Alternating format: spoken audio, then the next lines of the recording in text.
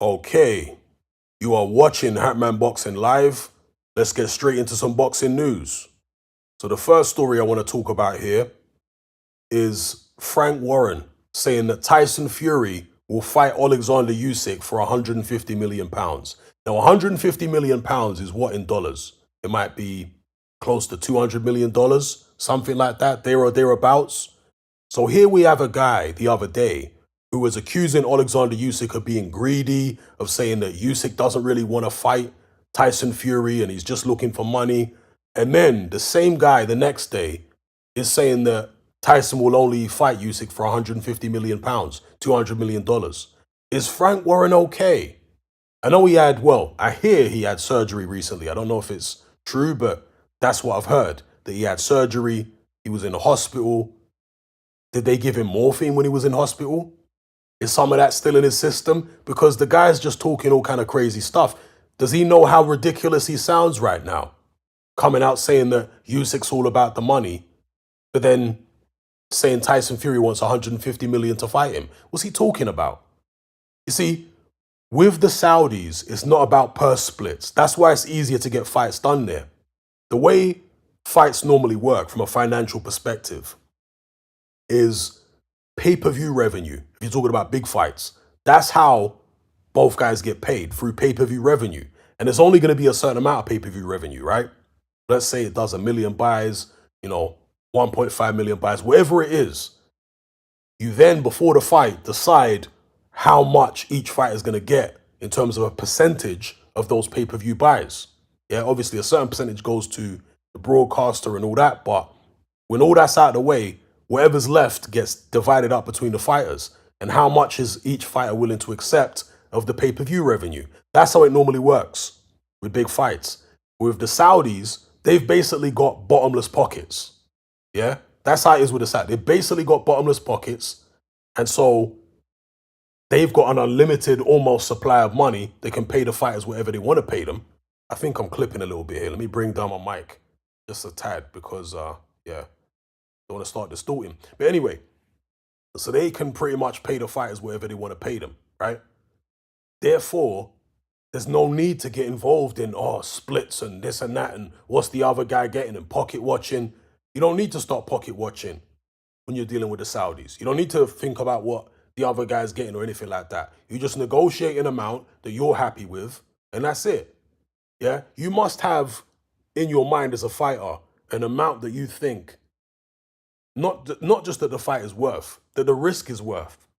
Because if Tyson Fury is asking for 150 million pounds, right, close to $200 million for the Usyk fight, that means he sees it as an extremely risky fight. There's no other way to interpret that. Yeah? Because he's not asking for that much to fight Anthony Joshua, is he? Fighting AJ at Wembley, which is what Tyson Fury has been talking about, over the past week or so. If he was to fight AJ at Wembley, he's not getting anywhere close to 150 million pounds. Not even remotely close. So what does that tell you about the way he sees the Usyk fight? He sees that as so dangerous. The only way, and when I say dangerous, I'm talking about from the perspective of him losing. Because Tyson Fury isn't afraid of Usyk the man. He's not afraid to be in his presence. He's not afraid to be in the ring taking punches off Usyk. What he's afraid of is losing the position that he's worked himself into at this point. Yeah, Tyson Fury obviously fought Klitschko, Deontay Wilder. He took risks in the past to get to the level he's at, where he can fill out stadiums and do pay-per-views and all this kind of thing. And most importantly, I think for Fury, let me not say most importantly, but one of the most important things for Fury is his ego. He likes people saying that he's the greatest ever. He likes being, thought about as the best of his generation, even though he hasn't taken the necessary steps to prove it, even though his resume doesn't really reflect that just yet. But, he likes people thinking about him in a certain way. If he goes in there against Alexander Usyk and gets beat, then all of that stuff goes down the drain. Yeah? People are going to completely rethink their perception on Tyson Fury. And Fury is cognizant of that. Understand? He looks at Usyk and he thinks, that's a dangerous fight. Do I really want to go there? I could lose everything I've built. And if I'm going to take that risk, I want crazy money. I want the kind of money that would cushion the blow of losing. On top of that, I think that Tyson Fury might be having issues with injuries. I know Alan Babich alluded to this a couple of months ago. He said that when he was in Fury's camp, Fury was just riddled with injuries everywhere. And so a guy who's riddled with injuries isn't going to be as confident in his ability as a guy who is fully fit. And interestingly, right, in the third Deontay Wilder fight, apparently, from what I've read, Tyson Fury's right elbow was messed up. And that's why he was getting close to Deontay Wilder. Because if you notice in the second Deontay Wilder fight, Tyson Fury was doing everything at long range, behind the jab and a long right hand. But in the third fight, he was all up close and he was on the inside. And that's apparently because Fury couldn't fully extend his right hand. Yeah, so he had to get close to throw it. So that's an interesting thing that, if his elbows are really messed up and there's different parts of his body that are messed up, that is going to make him less confident of going in there and actually beating Alexander Usyk. Maybe he's waiting for his body to recover. Maybe he's hoping that certain surgeries and therapies can bring him back to where he needs to be. Or maybe his body's just shutting down and he's closer to the end than we realize as a top flight heavyweight. We will see. But yeah, Frank Warren coming out saying this stuff, the irony seems to be missed on him. Is he okay? Is there still some morphine in his system from the operation or whatever the case? I don't know. Again, I'm not 100% sure that he did have an operation, but this is something I've heard. So you guys let me know what you think about that in the comments. And of course, there's other things Frank Warren's been saying, blasting this one, I'm blasting that one, as you can see on screen here. There's a Boxing News interview he did, and in an IFL TV interview. Anyway, moving on to the next bit of news here. Eddie Hearn confirms that he sent an offer to Dillian Whyte to fight Anthony Joshua, and they're targeting August 12th. Now, I think this is the fight to make for Anthony Joshua because it's something real. Well, in fact, let me back up a little bit. I think there are fights out there from a stylistic perspective that would serve AJ better fighting a Deontay Wilder, going into a Wilder fight. But from a confidence perspective, I think the Dillian Whyte fight might be good. Obviously, it's dangerous. Dillian Whyte's got a left hook that could knock Anthony Joshua out. But from a confidence perspective, this is a guy he's knocked out before. So I expect AJ to be a bit more confident against Dillian Whyte than he was against Franklin because, with fear, a lot of the time it's fear of the unknown. He didn't know Franklin. Never felt his punches before. Didn't know his rhythm, didn't know his moves. He's been in the ring with Dillian Whyte twice before. Obviously in the amateurs, and then they fought in the pros many, many years ago. So there's a familiarity there. I think AJ will be more comfortable in the ring with Dillian Whyte than he was with Jermaine Franklin. Obviously, he knows Dillian Whyte can punch and it can all go pear-shaped if he makes a mistake.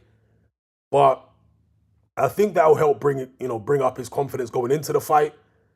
And if he wins well, let's say he knocks Dillian Whyte out, same as he did last time, and he doesn't take too much punishment, I think, again, the confidence will help him. The confidence he'll get from that will help him going into the Deontay Wilder fight. Not so much from a stylistic point of view because, again, the styles of Deontay Wilder and Dillian Whyte could hardly be any different, or could hardly be more different, should I say. So, yeah. Eddie Hearn says he sent an offer to Dillian Whyte. How much does Dillian Whyte think he's worth in the fight?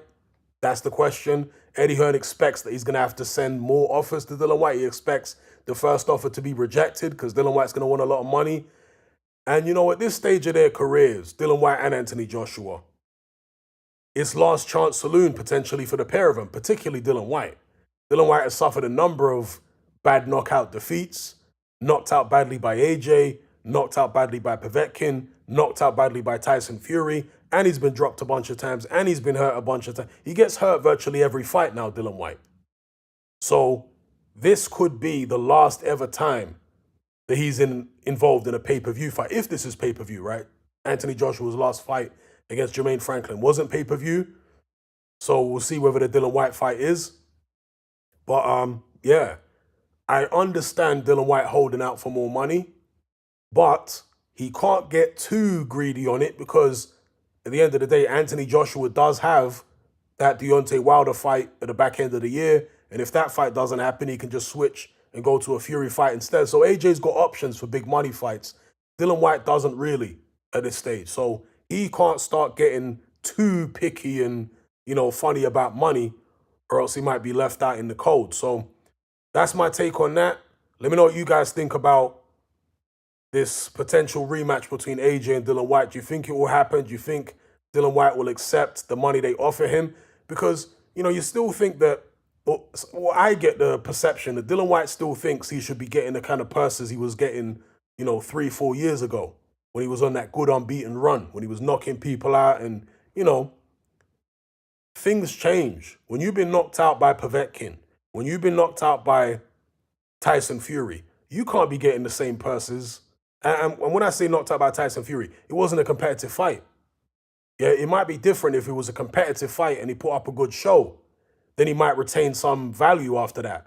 But when you've been knocked out by Povetkin, knocked out by Tyson Fury, didn't look good against Jermaine Franklin. A lot of people think that he lost the fight. You can't then expect to get the same purses you were getting a few years ago. It don't work like that. So we'll see how realistic Dylan Whyte is. And I wanted to bring this picture up because look at Malik Scott in the middle there. I don't know what's going on with Malik Scott's face, bro, in that picture. But he looks like he's having a bit too much fun. Stood behind Eddie Hearn there. And look on the right with a TBS hat on. That's Baby Ting. Man looks mad young in that picture, a long time ago. A lot lighter as well. Anyway, moving on to the next bit of news here. Roy Jones backs Anthony Joshua's decision to delay the Tyson Fury showdown. Now, Roy Jones, of course, has had conversations with Anthony Joshua. There was some talk about maybe AJ teaming up with Roy Jones and Jones being his trainer. He didn't decide to do that, but Jones still gives his 2 cents on what he thinks AJ's next move should be. He was happy when AJ hooked up with Derek James. He thinks that's a good move. But he doesn't think it would be a good move for AJ to fight Tyson Fury next. So here's what he said. He said, why would anyone... So basically he's approving of AJ passing up the Tyson Fury fight for now. He said, why would anyone come off one of the worst performances they've had in a long time and go and fight Tyson Fury? How much sense does that make? Which one of us believes that based off his last performance that he would beat Tyson Fury? Who really thinks that? Excuse me. He goes on to say, you've got to get comfortable with your team first before you take a fight of that magnitude. He clearly doesn't have it together with his new trainer yet, so to fight the top guy of the division before having it together with your trainer, how stupid would that be? So no, you don't put him in with Tyson Fury right now. Let him get comfortable with his new trainer, then fight Tyson Fury. I think that's what he needs to do, whether he's going to fight Fury or Wilder, is have some more fights with his trainer.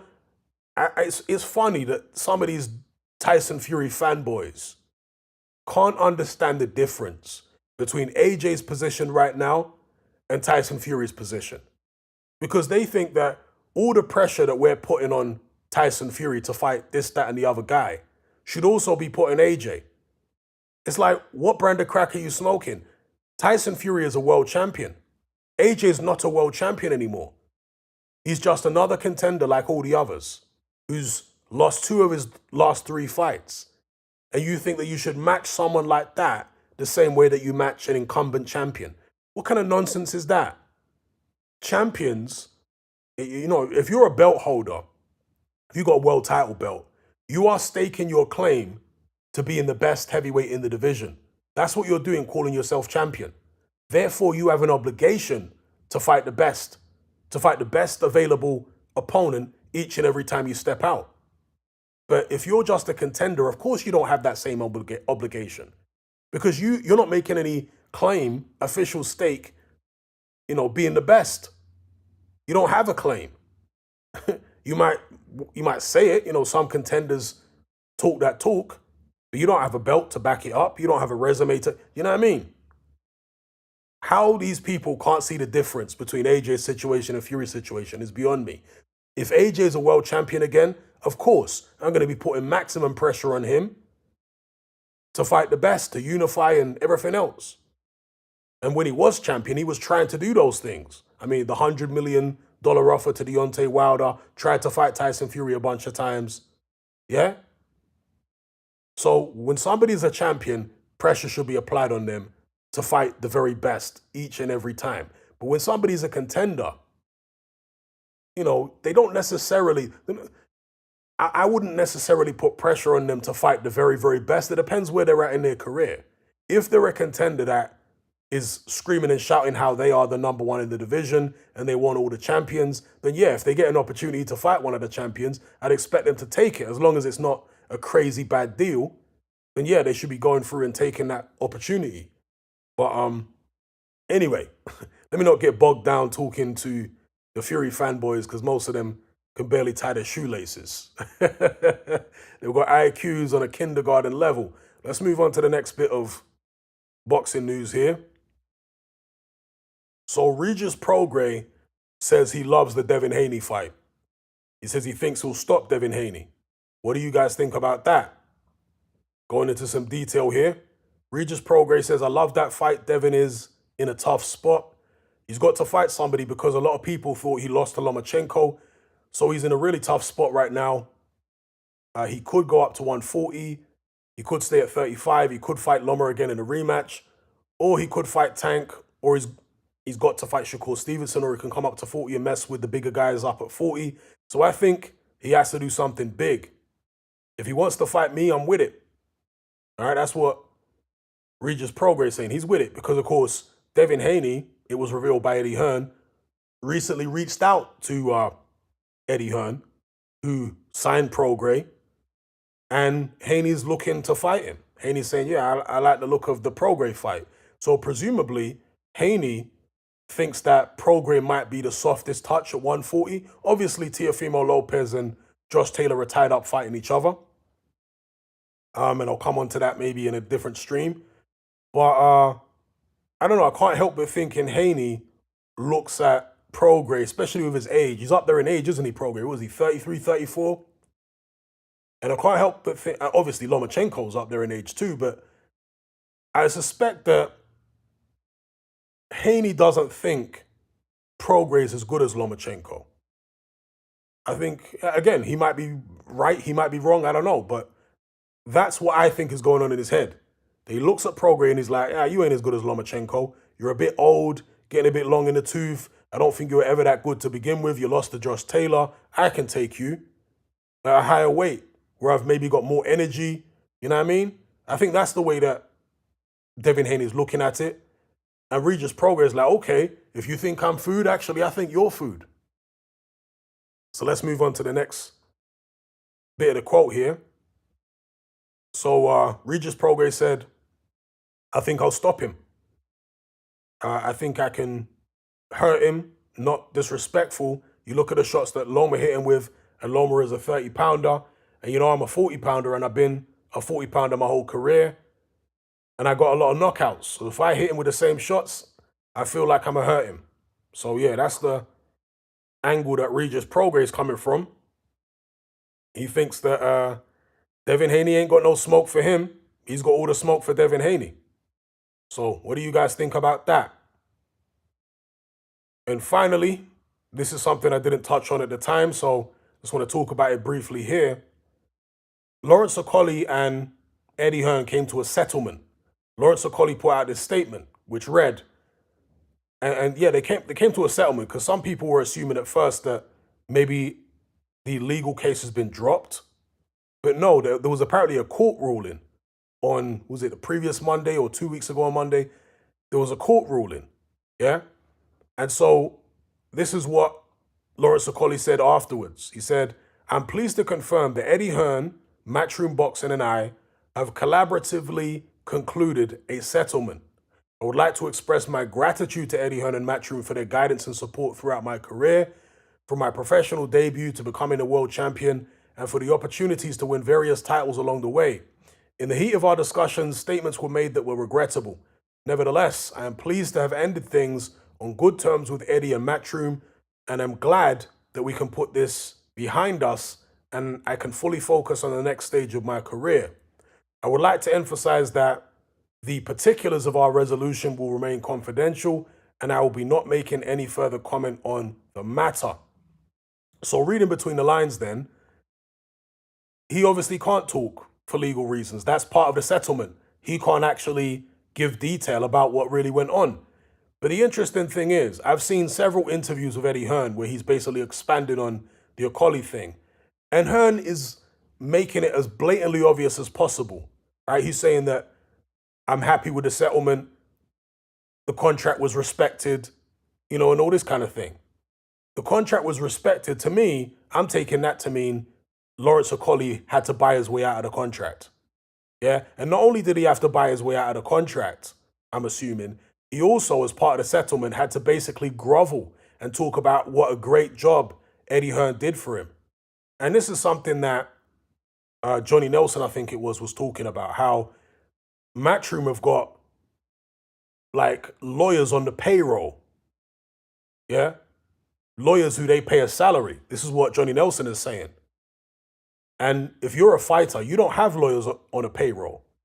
You got to pay lawyers by the hour, right? So you can't compete. A promoter like Eddie Hearn can drag a legal situation out much longer than you can. His pockets are deeper than yours. His money's longer than yours. And he's got lawyers on the payroll. He doesn't have to pay them by the hour.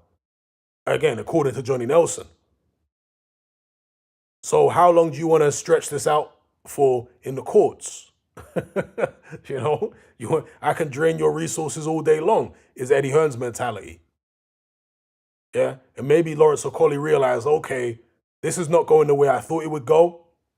This is not going the way I wanted it to go. I'm just going to have to acquiesce to everything Eddie Hearn wants from me. And Eddie Hearn being in that position maybe got a bit spiteful, a bit vindictive, a bit megamaniacal, a bit sadistic even. And says, yeah, not only do I want this guy to financially compensate me, but I also want a groveling apology publicly. And on top of that, he's not allowed to talk about the details of the settlement, but I will basically come out and strongly hint at what the details of the settlement were. I'm happy with the resolution. I feel like the contract was respected finally, and all this kind of thing. Very happy with it.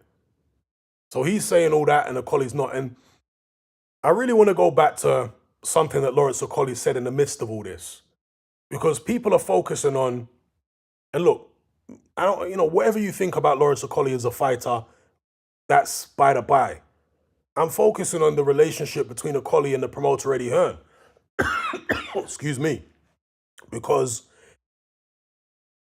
we all remember when Lawrence Okoli came out with that tweet where he was insinuating or he was comparing Eddie Hearn to Leonardo DiCaprio's character in Django, which was a slave owner. And people are thinking that came out of the blue. But Lawrence Okoli would later reveal that he put that tweet up because when he tried to leave his Matchroom contract, Matchroom all of a sudden got wicked on him, for lack of a better way of describing it. And they told him, no, you're not leaving this contract. You still got one fight left with us. And, you're not allowed to talk to the media about what's going on between us right now. And while Lawrence Okoli wasn't allowed to talk to the media and he was getting all these legal letters telling them to shut up, yeah? While that's all going on, Eddie Hearn is talking publicly about the Okoli situation. So for Okoli, he's very frustrated that he can't talk because he's getting all these legal letters, but Eddie Hearn can talk. You know what I mean? That's kind of a wicked type situation where Eddie Hearn's all smiles and he's all charismatic in front of the camera, all banter and all this kind of thing. But behind the scenes, he's sending legal letters and telling a fighter, you'll be sued if you talk publicly. It's very different from his public face, Eddie Hearn. You know what I mean? Excuse me. Getting a tickly throat over here. So, yeah, it was the frustration of that, of being told you can't speak about this situation and Eddie Hearn's out there all smarmy and he can say what he wants and a collie can't talk. That's why a collie put that tweet out months later. Yeah, so when you contextualize that tweet, it's not quite so outrageous. Do you know what I mean? It's not quite so bad. And you look at Eddie Hearn in the O'Hara Davis situation. Now, whether O'Hara Davis knew about Hillsborough or not, obviously O'Hara Davis was he even born when Hillsborough happened? I don't think so. So, or maybe he was just a very small child. So, whether he knew about Hillsborough or not, it's the duplicitousness, the duplicity, should I say, of Eddie Hearn. Because publicly, after O'Hara went his own way and joined Frank Warren, Eddie Hearn was out there in interviews saying that they had to let O'Hara go. Yeah. And I guess you could see that as what he did, but he made it seem as though it could be construed to people as though he actually kicked O'Hara to the curb, basically. That's the way he kind of made it out to be, or it could be interpreted that way by the fans. But at the same time, saying we had to let O'Hara go, O'Hara Davis said that Eddie Hearn offered him a deal, right? A new deal, because he was out of contract when that whole thing happened with the Liverpool comments or the Sun newspaper comments that O'Hara made. O'Hara says they threw him under the bus. And then, anyway, you guys would have seen the confrontation that O'Hara Davis and Eddie Hearn recently had at that boxing show, where O'Hara Davis said to Eddie Hearn's face, "You offered me a new deal. Yeah? You called me up, you offered me a deal. I took Frank Warren's deal for a few grand more, but then you go on these interviews claiming that you had to let me go. You didn't let me go. You offered me a deal." And Eddie Hearn never denied it. He just said he couldn't remember it. Saying that he couldn't remember it is, as far as I'm concerned, that's as good as admitting it. That's as good as admitting it. So, again, it's Eddie Hearn being devious. It's Eddie Hearn being deceptive. It's Eddie Hearn being duplicitous. And it's not just Eddie Hearn, obviously. This is what a lot of promoters are like. Take a sip of my water so I don't have to cough again.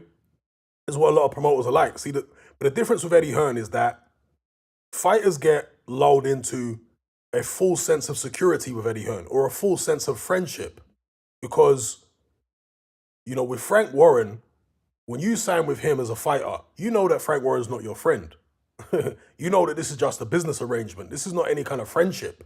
Yeah, you're not going to be socializing with him or going out to eat very often or anything like that. Maybe when you originally sign for a photo opportunity, you'll go out to eat with Frank Warren, right? But he keeps a distance from most of his fighters.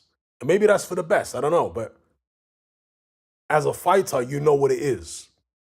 But with Eddie Hearn, some of these fighters are naive enough to think that Hearn is actually their friend. They shouldn't be thinking that way, but some of them are. And O'Hara Davis admitted that he kind of got caught up a little bit in thinking that Eddie Hearn's his friend and Eddie Hearn's got his back and, this, that, and the other. No, Eddie Hearn doesn't have your back. Eddie Hearn is not your friend. Eddie Hearn is there as long as you're making him money and as long as you're not making him look bad. Then he'll be there putting you on his shows and all that kind of thing. Yeah?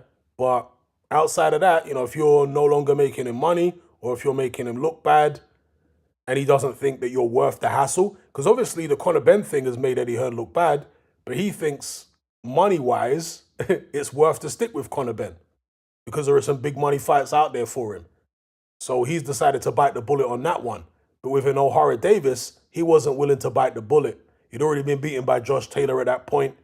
And Eddie Hearn was just like, nah, man, allow it. In fact, had he been beaten by Josh Taylor at that point? I think he had, right?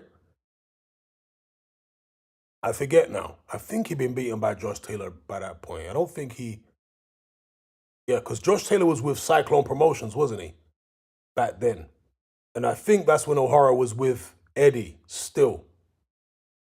So, but yeah, you know what promoters are like. If they think that you're useful and there's some commercial mileage in you, some financial mileage in you, they might tolerate certain things. But, when it looks like you're not useful anymore, when you're not going to be that good, when they can't make that much money out of you, all of a sudden, they're throwing you under the bus from a PR perspective. And that's really what O'Hara Davis wanted to get straight about Eddie Hearn, is that Hearn threw him under the bus from a PR perspective, in terms of the media and the public narrative. But he didn't release him from any contract. He didn't refuse to work with him again. That's what he claimed, apparently, after the fact. But behind the scenes, he actually offered O'Hara another contract. And so when O'Hara confronted Eddie Hearn about that recently at that show, Eddie Hearn said, so what are you complaining about then? Yeah? If I offered you another contract and I was willing to work with you still, then why are you complaining? And again, O'Hara was saying, it's just the way you're saying one thing behind the scenes and a different thing publicly, Eddie. You're being duplicitous. That's the issue I got with you. Anyway, I'll leave it there. That's today's boxing news. So yeah, make sure you subscribe to this channel. This will be where I'm doing all my live streams. And I'll catch you guys in the next one. I'm out.